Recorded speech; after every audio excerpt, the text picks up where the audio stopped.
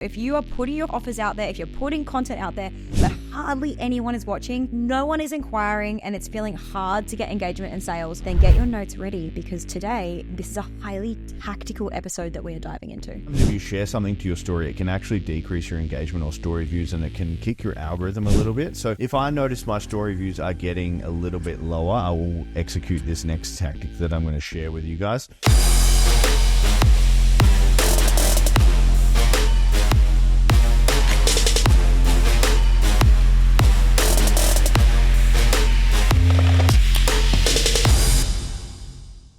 Hello and welcome to episode 38 of the Success School podcast. We are mixing it up this week and I am doing the intro. We love a little bit of a role reversal, don't we? Wow, so many innuendos with that one. It's just hook, line, sinker you just now. Steph, I'm feeling a little bit of a emo vibe. How do you feel about it? I'm like reveling in my punk rock era. He is in his punk rock era, and he's also got a chalk top hair at the moment. You're all just random. You're in a phase. You're in an era of just punk rock. Don't give a fuck. I love it. I feel like a little bit of competition with that intro is coming up now. Like you're trying to one up me, like with the volume of it. If you guys are listening, I'd love to know who you prefer to have intro. I haven't told you about all the messages I've been getting about this. Oh no. So let's dive into, tell me a little bit about what's going on for us right now. Give everyone a bit of a life update. Yeah, so I have been feeling a bit guilty, a little bit like a piece of shit, okay, from a friend point of view, because I've been cancelling friend catch-ups like it is going out of fashion. So I've just had a few people try to catch up with me and I keep cancelling or rain checking because we're so damn busy. And I feel guilty about it, but then I'm like, the mission. And I know the mission is, to build 1,000 six-figure businesses and 100 seven-figure. But that's okay. So I'm kind of just like looking at it as a phase, like it's just a little bit of a hustle phase. And, maybe I have to turn down the friendship dial and just being like a social person a little bit just to get to this next level in business. But in all honesty, I've been feeling a little bit bad about it. Should I be? I don't know. So this is a really interesting topic because I do think that there does need to, I think we call it periods of hustle. I call it periods of hustle. And I think you go through phases in your business. And I think if you're listening to this, you probably have also been through a phase of this where you drive forward really hard for a period of time and it's all you focus on. It's 110% of your energy goes into it. And then there are periods where you're like, oh, okay, well, that was awesome. We got a lot of momentum in the business. And now I just want to take a step back a bit, spend some time with my friends, go have some fun, And Tim, I've noticed that for us over the last, 5 years or 10 years almost that we've been in business for, I have noticed that cycle for us has been pretty hardcore. And I feel like in these periods of hustle, we actually go so hard and we can create so much forward momentum in our business that it does require an all-in mindset. And so, we were supposed to go away with the caravan this weekend and we haven't done it because we're in a period of hustle where got shit to do, got lives to change, we've got courses to build, we've got lead magnets to get out, and we're excited by it. And so I think that I don't know, is there a level, and maybe this is just our experience and our take on it, and I definitely would say so, but maybe this is just the season we're in and that's okay. Yeah, so I've been doing a lot of study, which leads into my lesson of the week, and the fucking email guy, he's on again, talking about email. So my lesson is about email. Particularly, we're talking about email subject lines here. Okay, so we've got 3 hacks to improve your open rate. And just before we get into that, I want to give you a little bit of context. You could write the best email in the world. If no one opens it, it don't matter. Okay? So the subject line is probably the thing that gets the least effort or the least amount of work that goes into it, when it probably should just be the other way around, because it is the one thing that's going to get you opened or not. If you go to spam or whatever it is, they're not going to see you anyway. But, the subject line is the most important thing. So I'm going to give you guys 3 hacks or improvements to make your email subject lines better, therefore open rates better, therefore click-through rates better, therefore making more money, stacking cash, buying a Lamborghini like I'm going to do at the end of the year. So the first one is you want numbers in your subject lines. And that sounds very specific, but numbers have been proven to get a higher open rate in emails. Okay, so if you want to throw some numbers in there. The second point is you want statistical percentages, because that creates curiosity. So numbers and percentages, they kind of go in the same. So if you can get a percentage sign in there and a number, your email open rates are going to improve incrementally. The third one is boldened words. Okay, so a bolden word, not all bolden words. So you just don't want to be typing in caps lock like open this damn email, all in caps locks with, 72% on it. Okay. So what you can do in most email servers or platforms or whatever it is, MailChimp or, Go High Level or whatever you use, you can do a split test. So you can test different email subject lines on the same email. Okay, so you could test 2 or 3 or whatever it is, whatever the capability is. So one of them you can try bolden words, one of them you can try percentages, one of them you can try numbers, and you can mix and match and see which gets the biggest open rate. So just to recap that, guys, is we want a bolden word, we want numbers, and we want percentages or statistics in the email subject lines. Would this be a good email subject line? Because I feel like it also taps into curiosity. Don't try to math this. It's not math, I promise. So, like, you might have an email line that says, or a subject line that says, only 4% of entrepreneurs do this, ... Mm-hmm. Would that be something that people would be more like, 1, it's got curiosity, 2, it's got that 4%, yep. And there's no bolden words, but I think, would that be a good one maybe? Yeah, you could do that, or 4% do this in capitals. Interesting. Like something like just even a little bit shorter, a little bit more punchier. Yeah, okay. And you're like, 4% do what? Like, what the fuck is he on about? Yeah, interesting. Okay, cool. Love it. So cool. Lesson of the week for you, Steph. We have been watching YouTube at night, which I've been loving. And one of the videos that I watched while Tim was fast asleep one night on the couch, because he's been falling asleep quite early in this period of hustle. And he'd fallen asleep to the dulcet sounds of Hormozi's voice. And so we were watching this video, and I'd heard her speak about it before, but the way the video, and he's put it up on his Instagram recently too, and it's a really awesome video. He talks about building, and you've heard us talk about it before that, if you want to build a skyscraper, you can't build on the foundations of a house, right? But he showed this really cool example of stacking these bricks, and he kind of had these little boxes that he was stacking up, and they were rectangle. And so if you're watching on YouTube, it's going to be a lot easier to see this, but if you're listening, you want to imagine that you've got this rectangular box, it's empty and it's flimsy, okay? And if we said to you, you have to stack it as high as you can in the next 10 seconds, you're going to turn it on its thin end so that it's longer, like higher than it is wide, and you're going to stack it up high, but you're only going to get to 4 or 5 boxes, which is great because that is the fastest way you could build it in 10 seconds. However, obviously, after 4 or 5 boxes, you're not going to be able to stack anymore because it's too flimsy, it hasn't got enough foundation.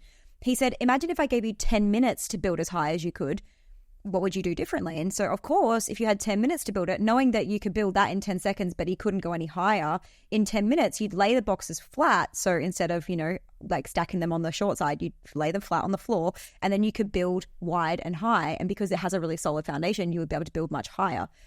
And the point of this story for you guys, and the point of this video that Alex was sharing, was that how often are you trying to push to get to the end result too quickly? And I had a conversation with a client this week, and she was like, do you think that I could launch this offer that it's going to be her hero offer? Do you think I can launch this offer in the next 4 weeks and build it and launch it and the whole? And I was like, do I think you could do it? Yes, I think you could. Do I think that you should? No, I don't think that you should. I think that if this is going to be your core offer, if this is going to be the offer that takes you to $1 million, which it will be for her, I want you to take a little bit of time to build it. I want you to build it right and build it properly, because we rush to build. We don't do our best work. We maybe don't think about all of the things. We don't plan it out as well, because we're so desperate to get to the money-making outcome. She was like, April is my best month for sales, so I want something to sell. And I was like, cool, so let's just sell something else so it's really easy to build really quickly. And then let's put time and effort into building the hero offer, because we want to build it so that it lasts. And so I really loved that thought process. Yeah, so if you guys want to see what Steph was doing with her hands there, which was quite a thing, okay, jump on over to our YouTube and check out it was quite a thing. Check out the Success School podcast on YouTube. Make sure you guys hit the subscribe button. We appreciate all 59 of you guys right now.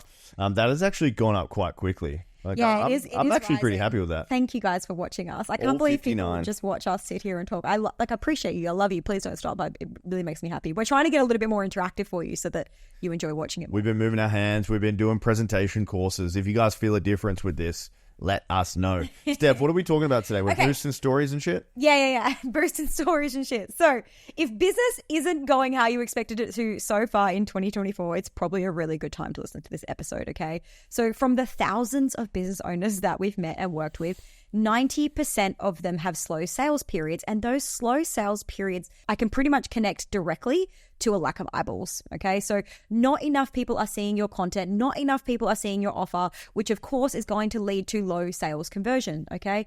There are, of course, a lot of factors that play into this. So if you're getting lots of followers and engagement and views, then and you're not getting the sales, then it's probably an offer or a messaging issue. But if you are not getting lots of followers, lots of engagement, and lots of views, we want to speak to you about how to increase that today. So if you are putting your offers out there, if you're putting content out there, but hardly anyone is watching, no one is inquiring, and it's feeling hard to get engagement and sales, then get your notes ready, because today, this is a highly tactical episode that we are diving into. So first and foremost, we're going to talk about how to boost your Instagram story views and your engagement to make more sales in 2024. So the first one here is vulnerable content. Now, we spoke about this a little bit on last week's episode, but this is really around real thoughts on posts. So we have both been, Tim and I, to be really clear, have both been playing around with sharing more real content. So hashtag real, more vulnerable content, more thought leadership, our real thoughts on things, a lot more unfiltered, and the honest behind the scenes of kind of what our business and life look like. And honestly, it's been going off. Hey, like crazy. We have seen a huge dramatic increase in like especially engagement has been absolutely insane. And so I think that the platforms are really craving. I just think humans are just craving connection with other human beings. And so the more real and unfiltered you can be, the better it is. We find that often our iPhone taken photos do a lot better than our professional images. Like we find that if we tell a story, and especially this leads us into point 2, if we tell a story that focuses on sharing rather than teaching, which I'm going to break down for you shortly, that the increase in engagement, shares, and views is just crazy. So let me break down the difference between teaching and sharing for you. Before we get into that, I just want to say, vulnerable content, people take this a little bit too far. Totally. So if your life's a fucking mess, don't tell everyone that your life's a fucking mess, okay? Especially if you're in the business world. Like there's a point where vulnerability is cool, but then, it detracts from you as an operator as well, which is not what you want to do. So, maybe, if everything's falling apart around you and you're posting every single thing of your life and what's going on right now, might not be the best look for your business. Totally. Unless you are a lifestyle content producer. So I think if your business and your brand is built on the vulnerability of everything falling apart, and that's how people connect with you, then there are a few influencers online that we know that do that really well, and they have built entire businesses on that.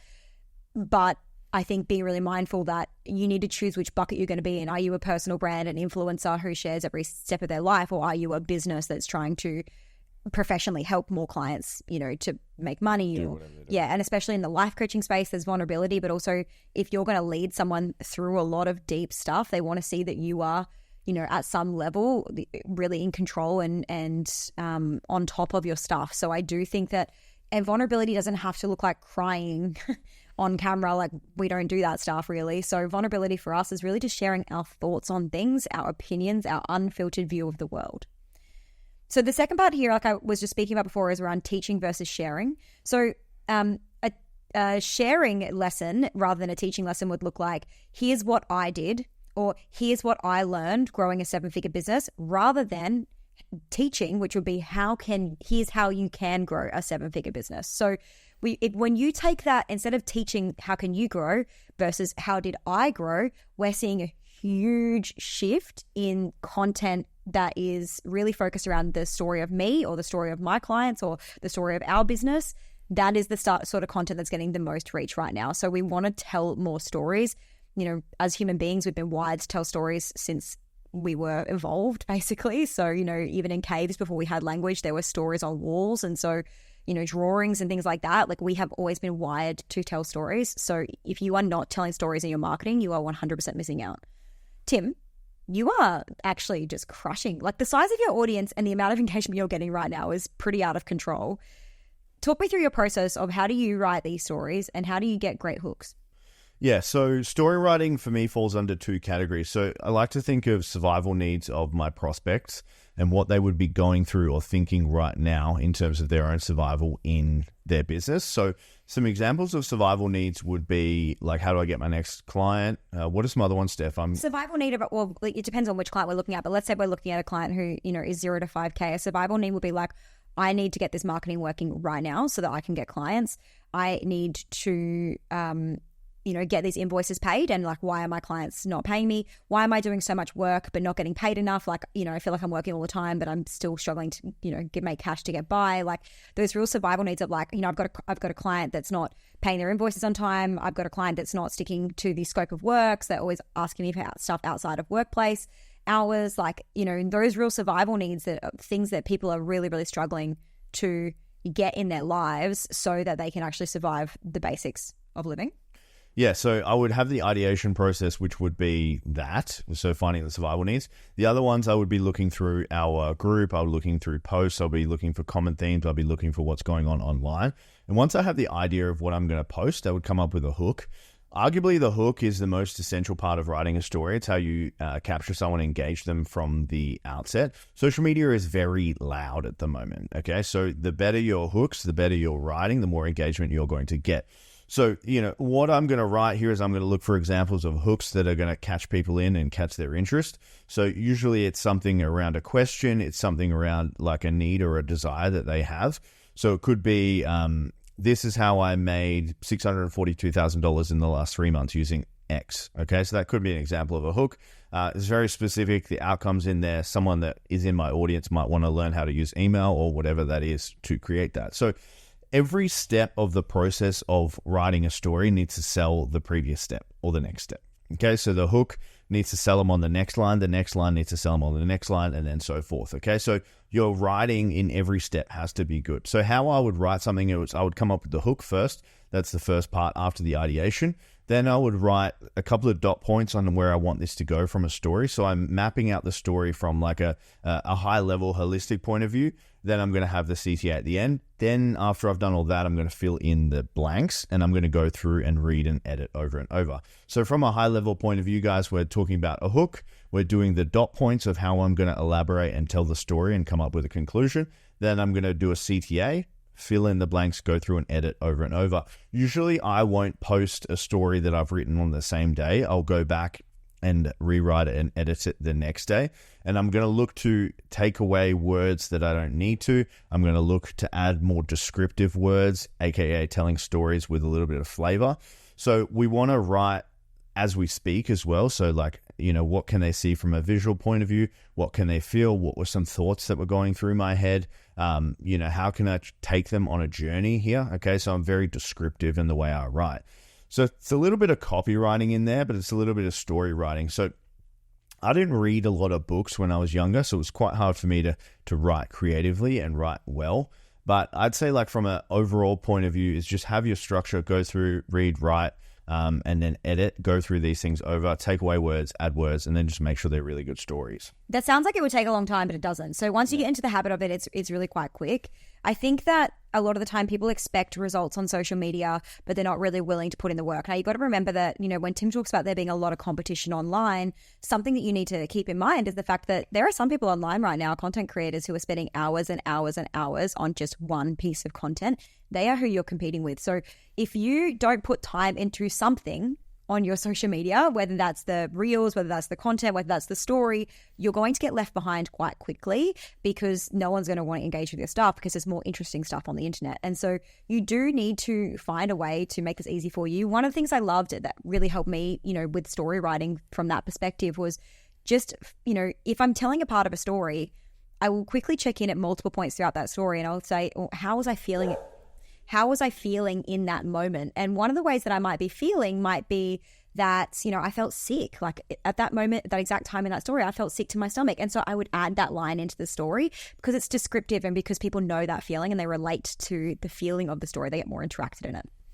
Awesome. So we're going to go into our second teaching point here, guys, of how to boost your IG story views. This is really specific on this, but I actually learned this from a content creator on YouTube. But most of the time when we share stuff to our stories, it's pretty random and it's willy-nilly. So Steph and I, as you can imagine, we get tagged quite a lot daily, like multiple times a day. But sometimes if you share something to your story, it can actually decrease your engagement or story views and it can kick your algorithm a little bit. So if I notice my story views are getting a little bit lower, I will execute this next tactic that I'm going to share with you guys. So the tactic is you're only going to share one photo or, inspirational line or thought leadership or motivational post in a 24-hour period. So you're going to delete everything else, okay? So that's one really simple, highly engaging story. It can be a photo of you, can be with some words, whatever that is. And for me, I've done this multiple times. And, to give you guys a little bit of context with this, I have 7,000 followers, keeps going up to 6,991, and then in between 7,002 in the last couple of days. But I have 7,000 followers, and I can get over 1,000 people watch my story, which is pretty big compared to, some people have accounts with 30, 40, 50,000 and they're getting 3,000. So just to give you guys context, like I can get a small audience and I can get 1,000 views on my story just by doing this. When I'm sharing a bunch of clients tagging me and stuff when they're excited for the session or, gym lifting or whatever it is, and I've got 10 stories in a row, sometimes it can go down to 400, 500 people see my stories. What's the one that's worked best for you? Because you did one last weekend and it just crashed. Yeah, so I just wrote by hand a quote that I was thinking of right now. It was something about work ethic or whatever it is. I think I got 1,200 views on that. So it was story. So what Tim had done is he'd written this quote on a piece of paper, then he took a photo of it, and then he put that photo on his story, and that was all he put up. And like 1,200 views on his stories just in one day. So for us, like this works really well for us on weekends because that's when the views for our business are the highest, or our personal brands are the highest on weekends. So if you are wanting to have a little, because obviously once someone engages with your story, once they view your story, they're more likely to see more of your stuff throughout that week. So this for us is a really great hack on how to get more engagement for the week ahead, is by doing something like this. And one of our clients this week, Carissa, she has been hellbent the last few months on creating some better content on social media. And she's come on every day, a lot of the times on group calls being like, hey, I need to get more eyeballs. I need to get more views. And one of the things that we told her was, look at the days where you have the highest, because she runs a workshopping business, the highest sales. And then on those days, you want to post sales like content. So, if she gets the highest sales on I think for hers, it was like Thursdays or Fridays are her highest sales days. So on those 2 days, all of her stories should be pointing to her workshops. And then every other day, she just creates content for the sake of creating content, like beautiful content, connection content, valuable content, share content. And her Instagram has grown by 2,500 followers in 2 weeks just from doing that. So she's not selling all the time anymore, and she only sells on the days where she makes the most money. Plus her business is getting more sales than ever before. So this really works to make sure if you want to boost engagement, if you want to boost stuff, you've got to play around with the content. But this one photo on your stories is so great. All right, we're going to be talking about writing specific stories as our teaching point number 3. We're going to be talking specifically about writing a vehicle story, okay? This is not about a McLaren or a Lambo or a Holden Commodore. This is the vehicle as your business. So vehicle-based content will be, why your business is special, why your competition is not special, what you guys do that is great, what your competition doesn't do that's not great. And we're just essentially telling a story about your product or service or, the thing that you actually do. So vehicle content is content that basically, you've created a vehicle, you have an offer. We have an offer, is Success School. Success School is the vehicle that we use to take our clients from where they are to where they want to be, right? You guys will also have an offer that is a vehicle. So it's a vehicle from A to B, and you help them get in the vehicle and transition to where they want to go, right? So the reason that you created that vehicle, that is the kind of content that you want to share. So a lot of people create a vehicle like we have created Success School because we've bought so many courses that were just honestly really fucking complicated and really, really long videos, 1.5 hour long videos that you just have to sit through, and it's nonsense. And you get to it and you're like, I really think that you probably could have told me all of that information in 20, 30 minutes. Why am I sitting through an 1.5 hour piece of content? It was confusing. There was no curriculum. It was, there was lots of teaching. There was no coaching. And so we created Success School to be everything that we had experienced and hadn't liked about other coaching programs, and created something that we would love and that we think would help clients get the results fastest based on everything that we've learned. And so our vehicle comes from a place of pain of, wishing that we could have done it faster. Our clients are getting way faster results than we got at the beginning of our business. Yeah. Like, wait, like one of our clients messaged me this week. She was like, I'm on track to make my first $50,000 a month in 18 months. Like, we didn't have that sort of runway, right? Like, we're able to help our clients get these results because we're able to show them what they like, how the shortcuts and how to get through it. And that is part of the vehicle story that you might tell. So it's about really just describing like why you created it, what pain you were experiencing, what problem does it solve. I'll give you an example of how a vehicle post might sound or look. So I used to dream of hitting $50,000 months, but it felt so far off. I was already working 10-hour days and making less than $10,000 a month, but I saw other coaches crushing and I kept wondering to myself, how the hell are they doing it? But then I found a way. And then you would introduce your methods. So, it might be the simplified scale system. I did X and then I did Y and then I did Z. And all of a sudden I was hitting 50K months working less than ever before. And this is the method that I share with my clients and every day. And this has helped us get hundreds of client results. And then you might tell them to book a call or whatever, right? But can you see how I've talked about the pain that I was in, the actual visceral emotion I was feeling? Like I was looking at other coaches. I was so disappointed. I really just wanted to be where they were. And then I found a way. And then I introduced my thing. And then I told them a way they can work with me. So that's how you really talk about like vehicle content. And I do think a lot of the times when we are doing our sales posts, when we see clients do sales posts, they're just so focused on being like, here's the offer, here's how much it costs, here's what's included, versus like that post that I just gave you an example of is so much more exciting and powerful for people to read rather than just like, here's all the stuff, buy my stuff. You could do the exact same thing with a story from a client. So, we've done that a lot recently. We've been doing a lot of client results. Like, here's how Nikki got this. Here's how Jess got this. But the key here is to share stories that your ideal client will feel and resonate with because they have to see themselves in a story, okay? And I'll give you an example here as well. Like, I've bought a lot of nutrition programs, nutrition consults, had nutrition coaches. And the number one reason why I will buy from a nutrition coach is if I see a woman that looks like me in a photo. So if the before photo is a woman that looks like the same body shape as me, I will buy. And that it goes the same thing for if you think about product-based businesses right now, if you go online and you can see a woman the same shape as you in the photo, you're more likely to buy than if it's just someone who's like a size 8, right? Or if you only see like a plus size model in it, you're not going to be sure how it's going to fit on you. And so the more that people can see themselves in your product, in your service, in the story, the more likely they are to buy. So that was a short, sharp one today on how to use content, how to use vehicle posts, and how a really, really quick hack to get some engagement if you need it this week. But we're going to dive into a pretty juicy listener question today. So Tim, I'm going to ask you, this is from Olivia M. She said, my business is 2 years old and it's product-based. It had a cracker of a first 2 years, but so far this year it's been slow. This is my first lull in the business and honestly it's scary. What would you do to shake it up first? I've gone in on email marketing hard. I'm sending 2 emails a week because I wasn't doing that before and I wasn't doing it well. Was this a good choice? Oh, this is hilarious. Thank you for submitting that question, Olivia. 2 emails a week, I wouldn't say is going hard. I'm laughing because I know people that send 2 emails every hour, every day, like in email. So like for me, going hard on email would be sending 3 emails a day. That would be my range of hard. But I guess like from not doing emails, like that could be considered think hard. About your favorite product businesses. I get emails every day from Showpo, multiple times a day. Yeah. I get emails every day from like any swimwear company I've ever bought from.